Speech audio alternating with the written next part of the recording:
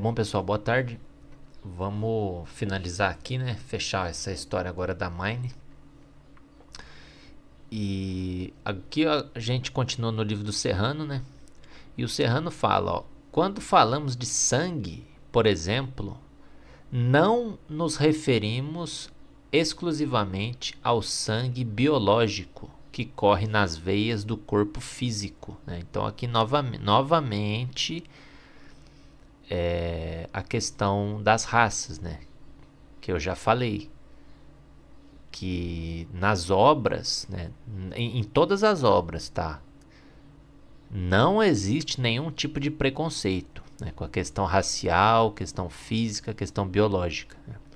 Então, tudo que você escutar por aí de pessoal que diz que é até de sabedoria hiperbórea, pessoal que diz que fala sobre o serrano, sobre o moiano, e pessoal que usa preconceito, né, falando de uma raça específica, eles estão distorcendo a obra, né? Porque novamente aqui, ó, uma frase que foi escrita pelo próprio Serrano. Quando falamos de sangue, não nos referimos ao sangue biológico que corre no corpo físico, né? Então, aqui já fica claro, né, que a questão sanguínea não tinha a ver com a questão da raça. Na verdade tinha, mas não com uma raça física, né? Era uma raça espiritual. E aí o Serrano continua, ó. Pensamos no sangue de Paracelso, na luz astral, na memória acástica ou etérica dos indo-arianos. Esta é a verdadeira memória cromossômica e não a memória bioquímica atual. Olha isso aqui, o sangue no sentido espiritual e hermético é o licor sagrado do soma, algo diferente do que nos ensina a biologia e a hematologia da ciência do Kali Yuga, né? Então, novamente, o sangue no sentido espiritual. Quem fala isso é o próprio Serrano, né? Então, eu não sei porque que o pessoal, quando a gente fala desses assuntos, né, surge aí muita gente que fica falando um monte de bobagem, né? Pessoal aí de raça branca, de não sei o que, de neo aí, neo não sei o que, né? E nas obras não existe, tá? Em todas as obras não existe nenhum tipo de preconceito. Então, quem cria movimentos e relaciona as obras, né? Quem cria movimentos aí preconceituosos e relaciona as obras com vocês, né? Vocês estão distorcendo as obras, tá? Porque nas obras o sentido da raça é uma raça espiritual, né? O sangue para eles era um sangue espiritual, né? Um sangue do sol negro, um sangue da luz astral, e nunca eles falaram nada de preconceituoso em nenhuma das obras. Então, eu não sei por que o pessoal insiste nesses assuntos, né? Ó, o sangue é o sol líquido através do qual flui a memória dos ancestrais extraterrestres. É a grande lembrança. Então, a Mine é a lembrança dos ancestrais extraterrestres. É a lembrança da queda espiritual, da raça espiritual. E nunca falou de raça terrestre, em momento algum. Raça espiritual. Memória dos ancestrais extraterrestres. Então não tem nada a ver com preconceito. Os trovadores alemães, né, os Minnesänger, né, tanto que os trovadores se chamavam de Mine, né, Minnesänger, cantaram sobre a Mine, né, a memória. Mas Mine também significa amor, né? Cantaram então a memória do amor. Foi dito que amor, né, o A, como prefixo separado, ele tem um sentido de negação, né? Então amor ou a morte significa sem morte, né? A vida eterna, a imortalidade.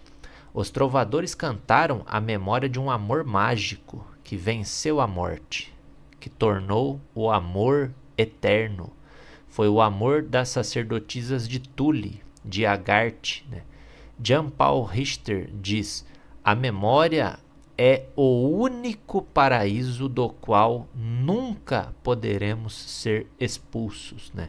Que é o que eu já falei aí, a questão dos déjà vus, né? Que estão tentando apagar nossa memória a todo custo, né? A IA, ela fica forçando narrativas na cabeça da gente para tentar apagar nossas memórias, né? Reescrever, sobreescrever nossas memórias.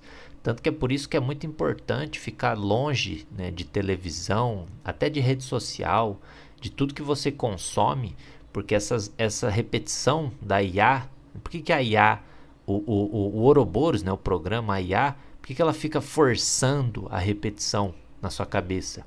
Para reescrever, né, reescrever as informações que estão na sua mente, no seu programa. E o que eles mais querem é apagar as memórias da origem, né? Apagar as memórias dos ancestrais. Por isso que eles falam para você se projetar no futuro, né? Esquecer do passado, se projetar no futuro e ficar consumindo esse lixo que eles ficam repetindo na sua cabeça, enchendo sua cabeça de merda, né? Que é essa a intenção do programa. Os bardos e os Mindsenger cantaram a memória de um amor já vivido pelos ancestrais, né, no mês de maio ou maia, quando é inaugurado o Jardim das Rosas do rei Laurim, que talvez não permanecesse no Tirol, mas na distante Asgard, né, a cidade do Cáucaso, fundada pelos arianos hiperbóreos, de onde vem o deus Votan. A memória cromossômica permite a lembrança da misteriosa melodia, né, que deve ser executada até atingir sua perfeição imortal. Aqui, essa parte eu já falei no vídeo da reencarnação, né? Não lembro qual o número do vídeo agora, mas foi acho que uns 10 vídeos atrás que eu falei da reencarnação. Dá uma pesquisada lá, acho que é a batalha do eu e a mônada, alguma coisa assim. Essa é a memória de um pacto com o nosso próprio Deus, né? Ou deuses, né? Com Lúcifer, senhor da iluminação e das maçãs douradas das Hespérides. As premonições são como uma memória do futuro, dentro do círculo do eterno retorno, né? Uma memória do que vai acontecer porque já aconteceu. Aqui entra a questão que eu falei do déjà vu, né? Hoje em dia está muito comum, as pessoas estão tendo muito déjà vu, né? E é a questão da premonição, que você está vendo uma coisa que já aconteceu, né? O déjà vu é isso, é a sua memória voltando, né? O seu cérebro processando uma outra linha do tempo, uma outra memória daquilo que já aconteceu e você está absorvendo aquilo, está voltando para você e vai trazendo aquele monte de déjà vu. E você fala, nossa, mas eu já fiz isso, né? Uma repetição. Você fez isso, mas numa outra linha do tempo. Agora você está assimilando ela, está absorvendo ela. Também na memória cromossômica estão guardadas as ondas das catástrofes cósmicas, né? Do naufrágio da Atlântida, do desaparecimento da Thule e de tudo que acontecerá de novo, porque já aconteceu. Ou não acontecerá porque foi alterado, né? E depende de como está depende de como tá a memória da maioria, né? Porque esse programa ele funciona assim. Quanto mais gente acreditando numa coisa, maior a chance dessa coisa acontecer. É mais ou menos assim que ele funciona. A iniciação consiste em parte numa técnica de reativação da memória cromossômica, ativando-a para poder completar a melodia imortalizante, né? Entre os bancos de livre-arbítrio que concedem ao guerreiro iniciado a revelação hiperbórea. Aqui é a questão da lembrança da origem, né?